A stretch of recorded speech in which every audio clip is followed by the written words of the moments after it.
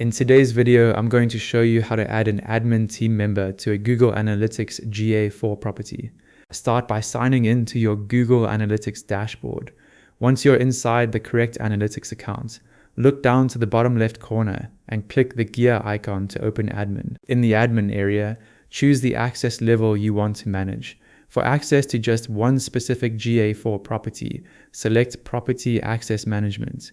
If this person needs access across every property in the entire analytics account, choose Account Access Management instead. Quick side note, for more straightforward Google Analytics tutorials, subscribe to Ecom Control.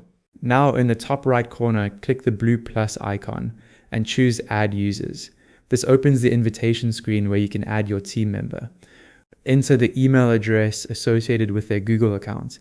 Make sure it's the exact email they use to sign in to Google, since this is where the access invitation will be sent.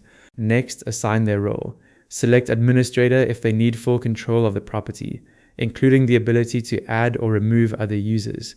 Because this is a high-level permission, only assign it to team members you trust to manage access and settings. Once everything looks correct, click Add to send the invitation. And that's it. You've successfully invited an admin team member to your Google Analytics GA4 property.